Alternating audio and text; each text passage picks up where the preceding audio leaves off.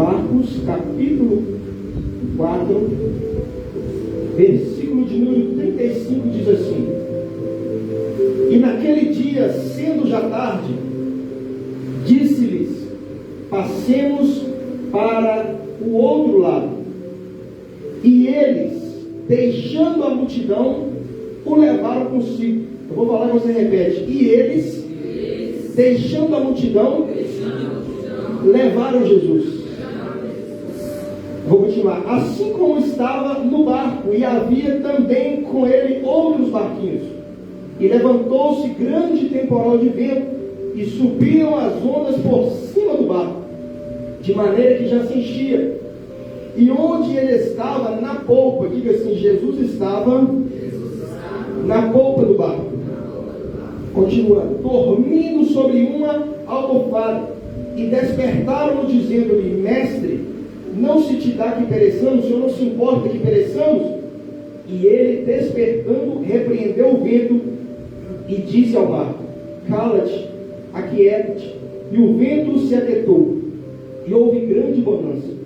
E disse-lhes: Por que estáis tão temerosos? Como não tendes fé?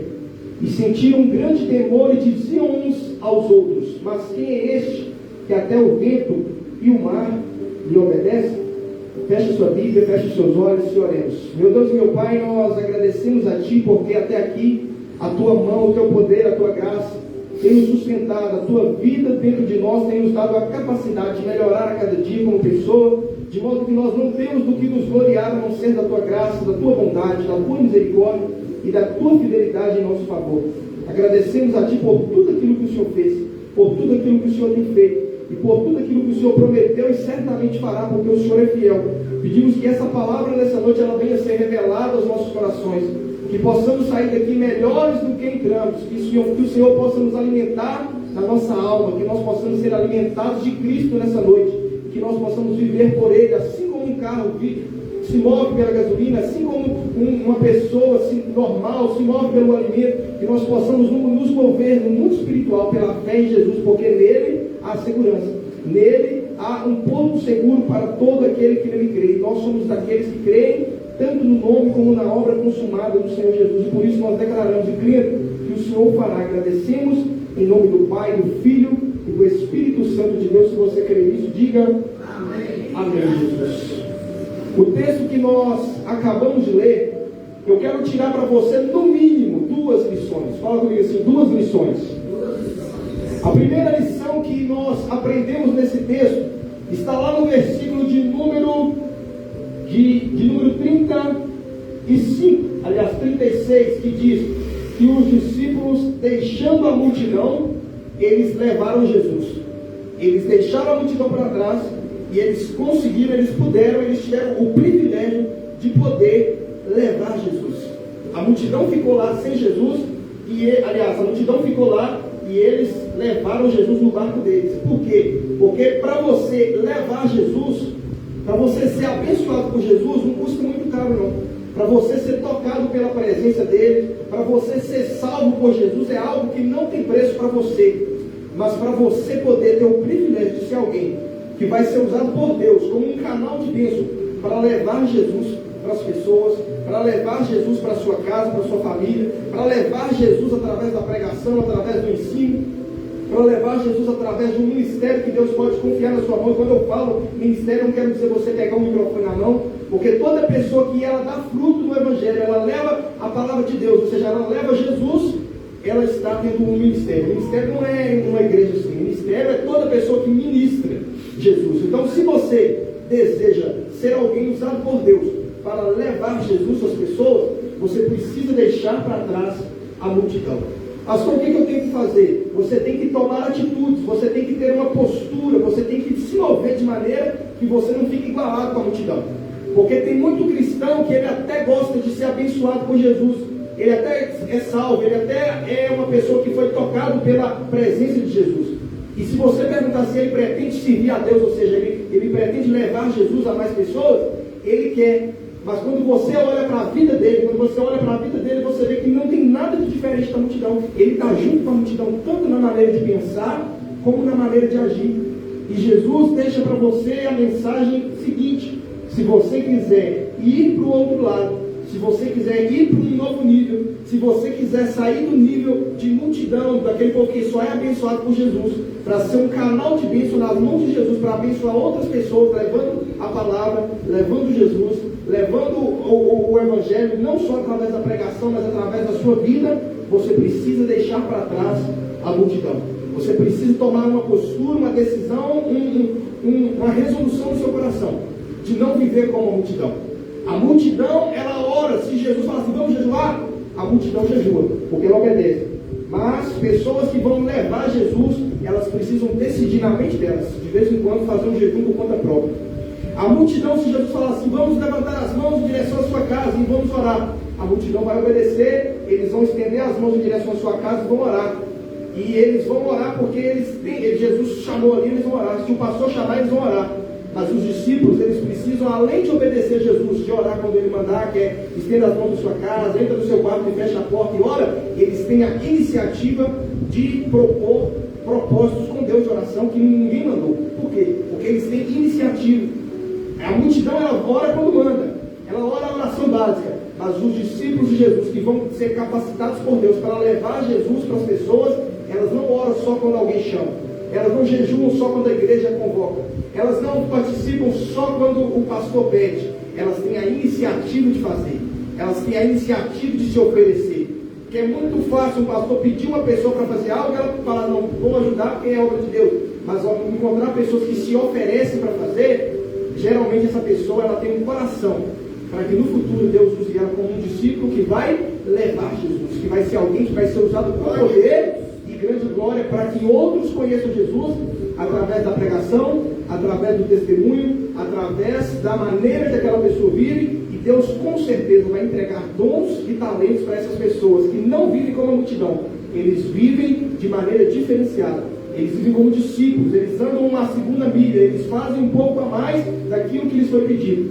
Então, se você deseja, e detalhe, só vai receber de Deus um galardão as pessoas que durante a sua vida cristã, elas puderem chegar lá para Deus e dizer, está aqui Deus, essas pessoas aqui, eu levei Jesus para elas, e elas foram salvas, elas foram curadas, elas foram abençoadas, elas foram libertas, elas tiveram seu casamento transformado, porque eu levei Jesus para elas através da minha pregação, através do meu conselho, através da minha ajuda, que eu acompanhei, orei e dei direção, ou levando eles para a igreja. Talvez eu não tinha tanta capacidade de pregar e falar uma palavra esclarecida, mas eu levei, eu persuadi a pessoa a ir na igreja comigo, até que ela foi e ouviu algum pastor, e então ela foi persuadida à fé, e ela então se tornou uma pessoa, pelo menos da multidão, pelo menos daqueles que creem no Senhor Jesus, para receber dele a graça de serem abençoados por ele. E daí, se daí para frente a pessoa vai se tornar um discípulo que vai deixar a multidão também, já é com a pessoa. Mas o que Deus quer de você primariamente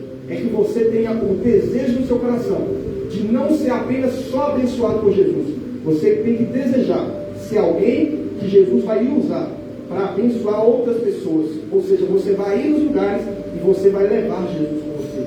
Você vai ir na sua família e você vai levar Jesus. Não é que você vai chegar lá e vai ficar o tempo inteiro convidando as pessoas para a igreja. Você pode convidar um pouco, mas o que eu estou falando de levar Jesus não é só você trazer para o pastor pregar. É você com a sua vida, é você com o seu testemunho, é você com a sua oração abençoar aquela pessoa.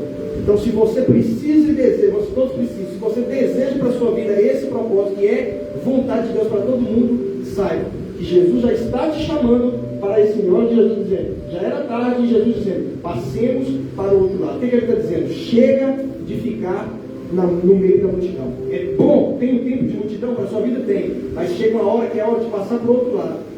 É bom ser abençoado por Deus, mas chega uma hora de você ser, como diz o apóstolo Valdemir, seja tu uma bênção.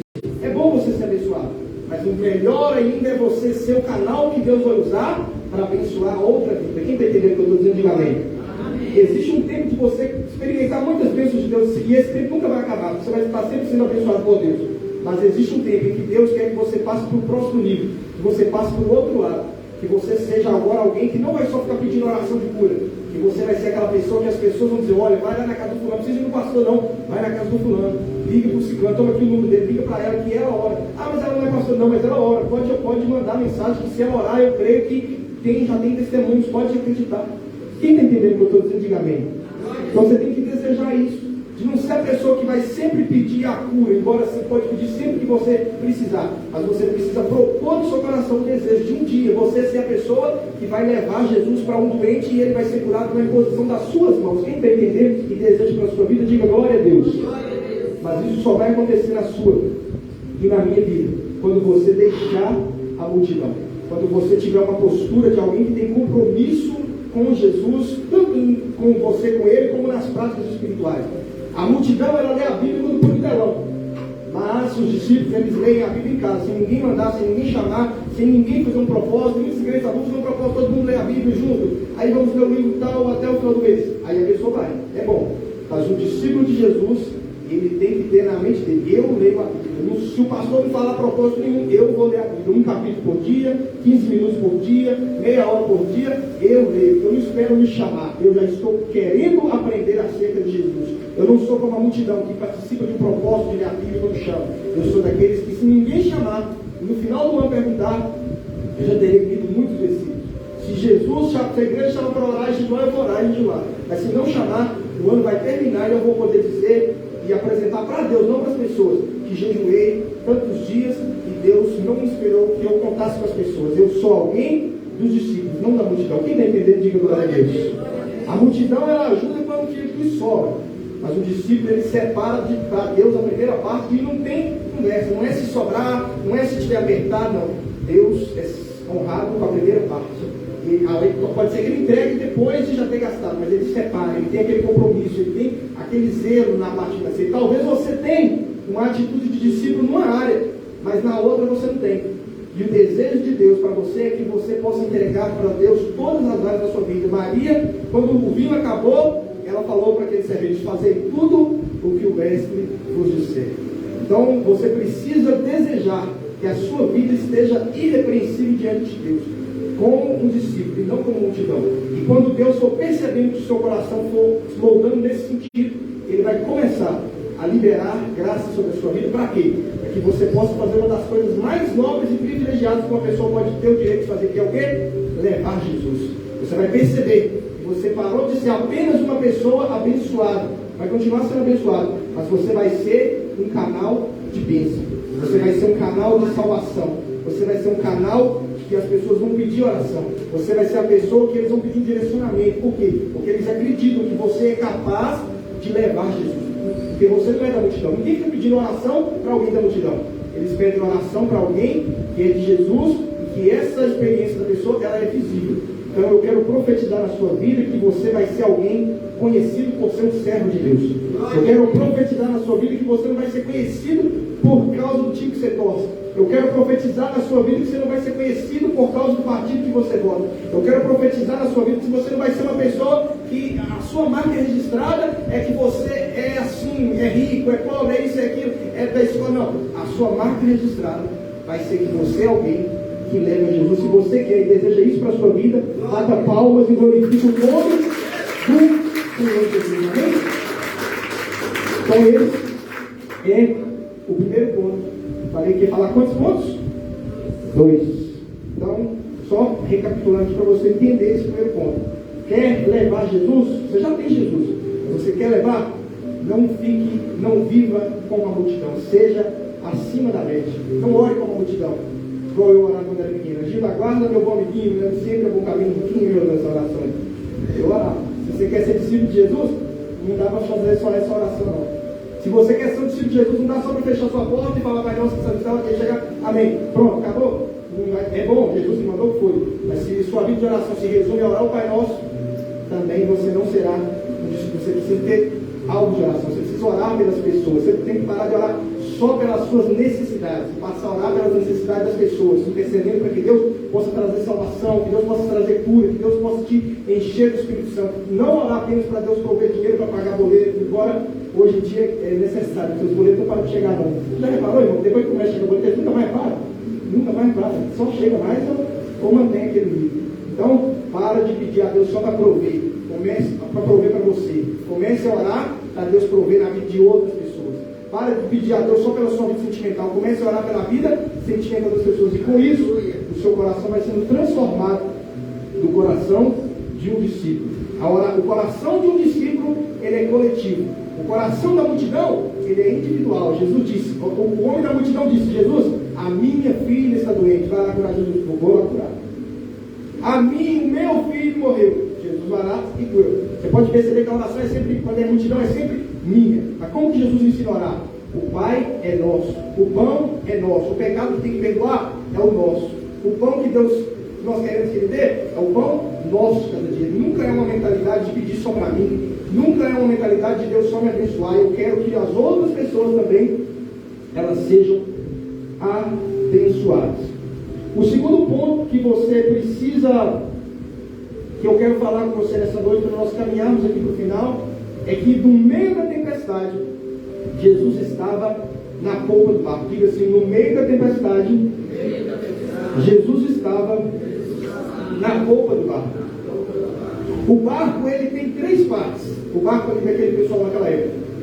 Ele tinha o lado, a polpa direita, o lado esquerdo. Mas numa das polpas ficava tipo uma cabaninha assim, né, para poder guardar e cobrir ali se chovesse. E ficava do lado de cá. Vou dar um exemplo que o barco está aqui e aqui. Aqui assim ficava tipo em um lugar coberto. Aí, que era um dos lados. No outro, assim estava no meio. E no lado de cá estava a polpa do barco. A Bíblia diz que Jesus estava dormindo na polpa do barco. O que eu aprendo com isso? Os discípulos achavam que eles estavam desprotegidos, que eles estavam sem amparo, que eles estavam sem socorro, que Jesus não estava atento ao que eles estavam passando, porque eles acordaram Jesus dizendo, mestre, não se te dá que pereçamos, em bom português fácil, o Senhor não se importa que nós pereçamos, ou seja, eles estavam acreditando que Jesus não estava preocupado com eles. Mas deixa eu te dar uma informação. Quando o barco está numa grande tempestade, ele balança. E o lugar mais provável de uma pessoa cair no barco é se ela estiver na polpa do barco. Porque onde tem a cabaninha, fica na casinha que tem dentro do barco, fica dentro dela, não cai. Se você ficar no meio, repara que olha para minha mão. Se eu balançar minha mão aqui, ó, o meio da minha mão é o que menos balança. Mas quando você está numa das pontas, quando você está na polpa do barco, você está no lugar mais perigoso. Você está no lugar mais arriscado. Você está no lugar que, se o barco bater nas rochas, é o primeiro que bate nas rochas, é a polpa do barco. Então, enquanto os discípulos acreditavam que o Senhor Jesus não estava preocupado com eles, não estava interessado em livrá-los, Jesus já estava intencionalmente se posicionando no sentido de fazer com que eles sofressem o mínimo possível aquela tempestade. Talvez você pense que a porta se fechou para você e é porque Deus não está atento na sua situação. Mas acredite, Ele está cuidando e fazendo com que todas as coisas cooperem para que você sofra o menos possível, para que você padeça o mínimo possível. E se precisar, Ele se coloca na polpa do barco, para que quando a onda tiver que jogar alguém para fora, Ele jogue ele. Quando tiver que bater numa rocha, que a rocha bata com ele, porque logo bate na rocha e quebra. E a pessoa que está ali, ela sofre um grande impacto, ela sofre um grande, como eu posso dizer, quebrada ali, o barco se quebra quando ele bate nas rochas. Então, quando você pensa que Deus não está atento, cuidando da sua vida, que Ele não está provendo naquela área, acredite, Ele está trabalhando coisas muito mais importantes no seu caráter, Ele está trabalhando coisas na sua vida, Ele está procurando maneiras de fazer com que você saia dessa situação muito mais abençoado. O caráter de Jesus é um caráter de alguém que, se precisar do barco jogar alguém para fora, Ele se coloca no seu lugar. Se precisar de alguém levar a doença, a Bíblia diz que Ele levou sobre si as nossas enfermidades.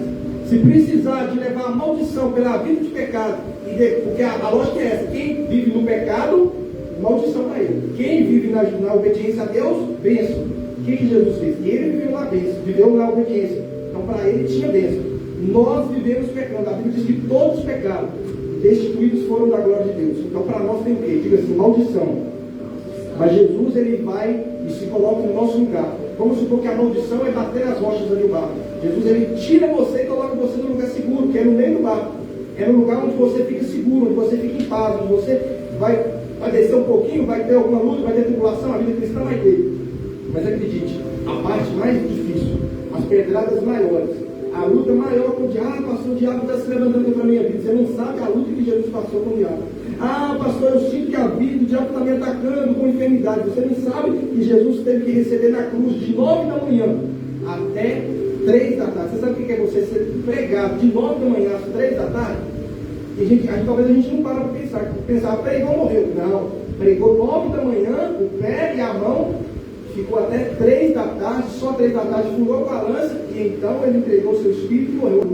E antes dessas horas da cruz já estava sendo açoitado, já estavam batendo na cabeça dele para que a coroa de espinho furasse a cabeça dele. No jardim do Getsemane, na noite anterior, ele já estava sentindo a agonia que ele ia passar, ele já começou a experimentar os pavores da maldição que ele levou sobre si, que a Bíblia diz que ele levou sobre si a nossa maldição.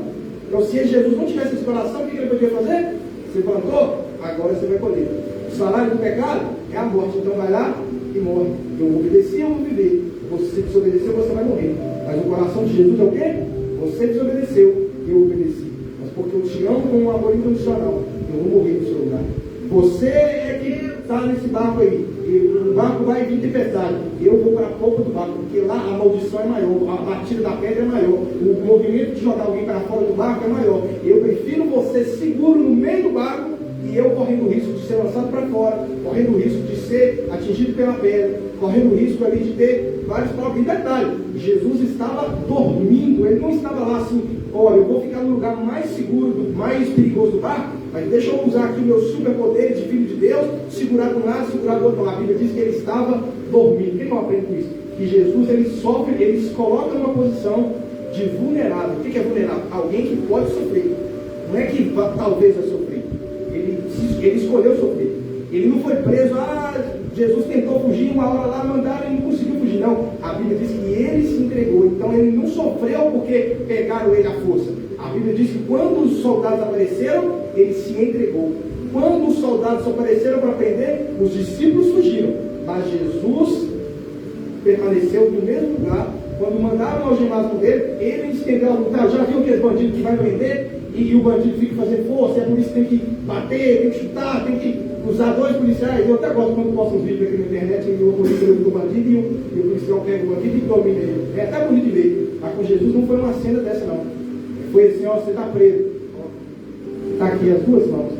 Se foi para trás, não sei se foi para frente, eu sei que ele estendeu as mãos para ser algemado. Por quê? Porque ele estava escolhendo sofrer, não era um sofrimento obrigatório. Ele escolheu dormir. O que é dormir? Dormir é você ficar. Se alguém quiser te matar dormindo, o que você pode fazer? Você está dormindo, você está como ovelha muda. É o que a Bíblia diz de Jesus. A Bíblia diz que ele foi como ovelha muda ao matador para sofrer, ou seja, ele foi de maneira vulnerável e intencional. Ele escolheu sofrer, ele escolheu se entregar, ele escolheu ser açoitado, ele escolheu ser pregado, ele escolheu ser ferido do lado, ele escolheu a coroa na cabeça, tudo isso. Ele escolheu de maneira vulnerável, ou seja, ele não fez força para lutar. Ele não pediu Deus para mandar os anjos para livrá-lo. Ele escolheu, ele foi como ovelha muda. E representado nessa história aqui, é ele ficar dormindo. Quando você dorme, você está confiando que nada vai te acontecer. Ou que se vai acontecer também, você está entregue a que aconteça. Então, entenda. Deus está querendo que você nessa noite entenda que Jesus ele tem por você um sentimento desse. Se tiver que alguém padecer, que seja ele. Se tiver que a enfermidade vir sobre alguém, que venha sobre ele. Se tiver que... Olha o que aconteceu com Jesus para finalizar. A Bíblia diz que antes de Jesus vir, nós poderíamos chamar até Deus de Deus, porque ele era Deus independente de qualquer coisa. Mas Jesus na cruz, quando ele foi separado de Deus, porque ele lançou sobre ele os nossos pecados, o que ele disse? Meu Deus, por que me desamparaste? Por que me abandonaste? O que ele estava dizendo ali? Fui separado de Deus. Mas por que ele foi separado de Deus? Para que eu e você pudéssemos ser aproximados de Deus.